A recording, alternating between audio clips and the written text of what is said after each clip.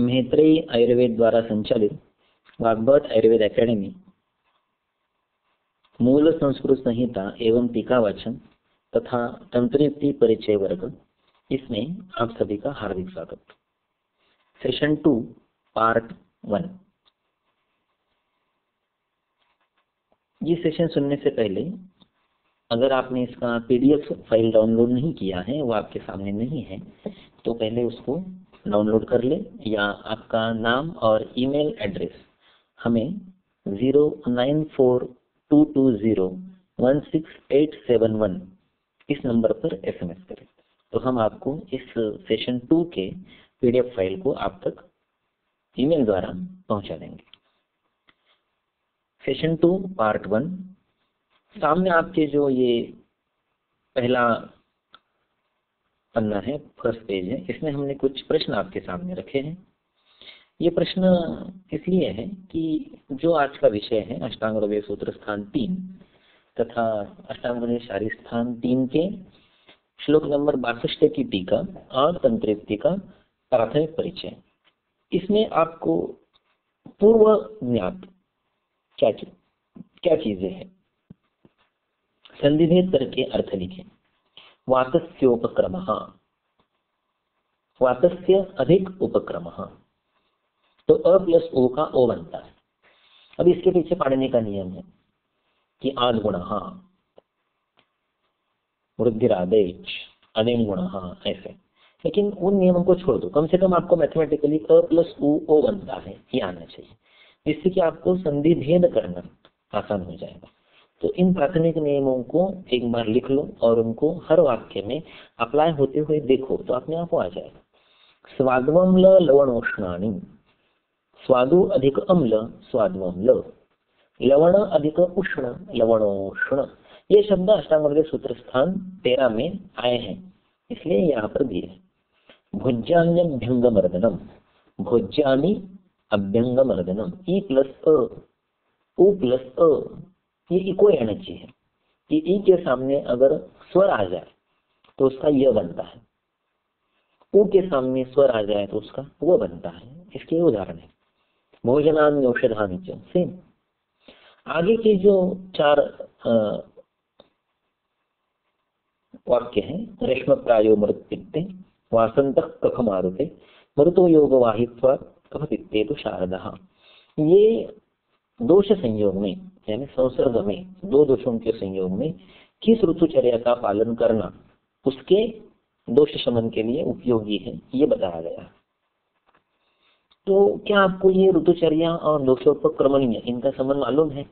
ये देखने के लिए ये 4 शब्द दिए थे, तो ये आसान है कि वात पित्त में ग्रीष्म ऋतुचर्या, वात कफ में वसंत ऋतुचर्या, वायु योग वायु होने के कारण यह ऐसा है, और कफ पित्त में शरद ऋतुचर्या का पालन करें।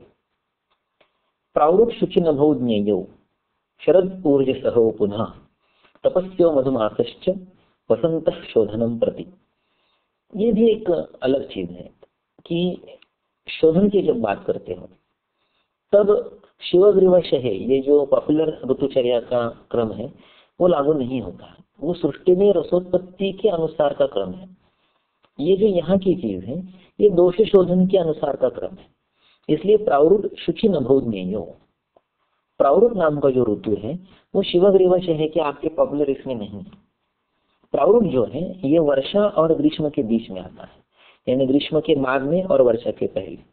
ग्रीष्म के महीने हैं ज्येष्ठ और आषाढ़, वर्षा के महीने हैं श्रावण और भाद्रपद, किंतु प्रावृत के महीने आषाढ़ और श्रावण है, यानी ग्रीष्म का अंतिम और वर्षा का प्रथम। इसलिए वर्षा और 1 मास के नीचे नीचे चले जाते हैं और ग्रीष्म के पहले के ऋतु 1 मास ऊपर चले जाते हैं, इसलिए ग्रीष्म बनता है वैशाख ज्येष्ठ, फिर प्रावृत अभी बना आषाढ़ श्रावण, और वर्षा बनी भाद्रपद अश्विन, इसलिए शरद बना कार्तिक मार्गशीर्ष। इसलिए कार्तिक मास में विरेचन देना है। अगर नॉर्मली आप देखते तो अश्विन कार्तिक शरद होता, तो अश्विन में विरेचन क्यों नहीं, कार्तिक में क्यों? इसका कारण ये है कि प्रावृत आदि क्रम में शरद अश्विन कार्तिक नहीं है, कार्तिक मार्गशीर्ष। तो एक बार क्या करो कि आप चैत्र वैशाख ऐसे 12 महीने लिख लो, उनके सामने आप शिवग्रीवश के अनुसार चैत्र वैशाख वसंत ज्येष्ठ आषाढ़ ग्रीष्म ये लिख दो, और उसके बाद आप ये नया इंट्रोडक्शन जो है सैंडविच हो गया है, प्रारूप जो है ग्रीष्म और वर्षा के बीच में सैंडविच हो जाता है, उसके अनुसार कौन से महीने ऊपर चले गए, कौन से महीने नीचे चले गए, इसमें क्या होता है कि शिशिर क्रश हो जाता है। प्रारूप बीच में इंट्रोड्यूस होने के कारण 7 तो ऋतु नहीं हो सकते क्योंकि 14 महीने हैं नहीं, 12 ही महीने हैं, तो 6 ही ऋतु होंगे। तो व्हेन प्रारूप ऋतु इज इंट्रोड्यूस, वन ऋतु हैज टू गो, देयरफॉर ग्रीष्म वसंत ऊपर चले जाते हैं, वर्षा शरद हेमंत नीचे खिसक जाते हैं और इसमें शिशिर गायब हो जाता है। तो ये बताने के लिए चरक ने ये वाक्य लिखा है, प्रारूप शुचि नभोज्ञेयो। अभी शुचि और नभ इसका मतलब है आषाढ़ और श्रावण। ये सुश्रुतोक्त मासों के पर्याय है। तमशु नईस, इसके सामने आप शिवग्रीव शही लिख दो तो आपको ये मास आ जाएंगे। मधु माधव चैत्र वैशाख, शुचि शुक्र ज्येष्ठ आषाढ़, नभ नभस्य ये श्रावण भाद्रपद है, इसलिए शुचि नभ आषाढ़ और श्रावण हो जाता है। तो ये थोड़ा सा एक बार टेबल बना लेंगे तो ऐसे सेम अप्लाइज टू तपस्यो मधुमासश्च, यानी फाल्गुन और चैत्र ये वसंत बनता है। ऊर्ज और सह, जो अभी भी बताया कि कार्तिक और मार्गशीर्ष से शरद बनता है। ओके, आगे वात का उपक्रम अमुक ऋतुचर्या के अनुसार करे। क्यों? तो वात का उपक्रम हेमंत ऋतुचर्या के अनुसार करे, ऐसा संग्रह में लिखा गया है। क्यों करें? ये जब हम ऋतुचर्या पढ़ेंगे और दोषोपक्रमणीय पढ़ेंगे, दोनों को साथ में रख के आपको पता चलेगा। किंतु हेमंत ऋतुचर्या वैसे को वैसे पालन नहीं करनी है, उसमें एक चीज वर्ज्य है, वो है स्त्री संपर्क वर्जिष्ठ। क्योंकि हेमंत ऋतु में वाजीकरण की मर्यादा जो है वो यथा इच्छा जितनी चाहे उतनी है, लेकिन वाजीकरण के बाद है। अगर आप हेमंत ऋतुचर्या के अनुसार स्त्री संपर्क की अनुमति वात के उपक्रम में देंगे तो बड़ी मुश्किल हो जाएगी, क्योंकि स्त्री संपर्क से शुक्रक्षय होगा, शुक्रक्षय वात की वृद्धि को बढ़ावा देगा, जो वात के उपक्रम के विरुद्ध है। इसलिए वात के उपक्रम में हेमंत ऋतुचर्या का पालन करें, क्योंकि हेमंत में भी शीत वृक्ष का प्रकोप होता है। वात तो स्वयं वृक्ष है, इसलिए हेमंत ऋतुचर्या। किंतु अपवाद है स्त्री संपर्क, ये अपवाद को अपवर्ग ऐसा शब्द है तंत्रयुक्ति में। ओके, और अमुक के जैसा तमुक को अतिदेश शब्द है कि वात के उपक्रम में हेमंत ऋतुचर्या का पालन करिए, अतिदेश हो। आगे पित्त का उपक्रम अमुक ऋतुचर्या के अनुसार करेंगे, तो हमें लगता है कि पित्त का उपक्रम उसका प्रकोप का ऋतु शरद के अनुसार होना चाहिए, ऐसा है नहीं। पित्त का उपक्रम ग्रीष्म ऋतुचर्या के अनुसार करें, क्योंकि ग्रीष्म में उष्ण तीक्ष्ण गुण है, पित्त में उष्ण तीक्ष्ण गुण है। किंतु ग्रीष्म में दिवास्वाप अलाउड है, पित्त के उपक्रम में दिवास्वाप अलाउड नहीं है।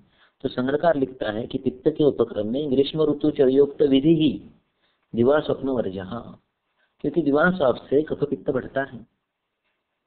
ठीक है, आगे कफ का उपक्रम अमुक ऋतुचर्या के अनुसार करें, वसंत ऋतुचर्या के अनुसार, क्योंकि सेम है सब। कफ पिघल कर वसंत ऋतु में उसका प्रकोप होता है, इससे कफ की विपरीत ऋतुचर्या है गुरु शीत स्निग्ध मधुर अम्ल दिवा स्वप्न वर्ज्य, सेम इस प्लेट पर कफ, इसलिए सेम, तो वर्ज्य कुछ नहीं। आगे आज की टीका का जो अंश है वो है धातु पोषण के त्रिविध न्याय, यानी रसाद रक्तम, ये जो श्लोक है अष्टांग हृदय सूत्र शाही स्थान अध्याय 3 श्लोक नंबर 62, ये है रसाद रक्तम ततो मांस मांसाद मेद सतोस्ति च अस्नो मज्जात शुक्रम शुक्रात् गर्भ प्रजायते। तो इसमें से हमें टीका पढ़ने से पहले आपसे पूछना है कि त्रिविध न्याय में से आपको कौन सा न्याय उचित लगता है। मान लो कि अमुक अमुक लगता है, क्यों लगता है, ऐसे ही मत बता रैंडमली कि 3 में से एक बता रहे हैं, उसको जस्टिफाई करो। When you justify something, when you can give supportive statements to something, it means you have understood it. You are not just ticking the thing. So यहाँ पर हम अध्ययन के लिए है, एमसीक्यू की तरह टिक करने के लिए नहीं। therefore मैंने आपको क्यों पूछा, फिर उसका दूसरा भाग भी पूछा कि अन्य 2 न्याय क्यों नहीं उचित लगते, उसका कारण बताओ। तब आपका पहला स्टेटमेंट बराबर है कि असदवादी प्रयुक्तानां वाक्यानां प्रतिषेधनम स्ववाक्य सिद्धिर अपि च, तो दोनों चीजें होनी चाहिए। फिर तीसरा और एक प्रश्न पूछा कि तीनों न्याय क्यों नहीं उचित हो सकते। अगर उचित हो सकते हैं तो इसका रेफरेंस कहाँ पर है, दैट नीड्स एक्सप्लोरेशन। अगर आप बार बार पढ़ेंगे तो आपको उसी चीज में नई चीज प्रतीत होती है। देखा है मैंने तुझे फिर से पलट के, रिविजिटिंग जैसे बोलते हैं वो। तो एक रेफरेंस ऐसा है कि जो आपको ओरिजिनल संस्कृत संहिताओं में तीनों न्याय एक ही श्लोक में है ऐसा बता देगा। ये श्लोक नहीं, प्रस्तुत श्लोक नहीं, रसाद रक्तम नहीं, और एक श्लोक है जहाँ पर तीनों न्याय प्रतीत होते हैं वहां पर, और वो न्याय मैं आपको प्रूव करके देख सकता हूँ।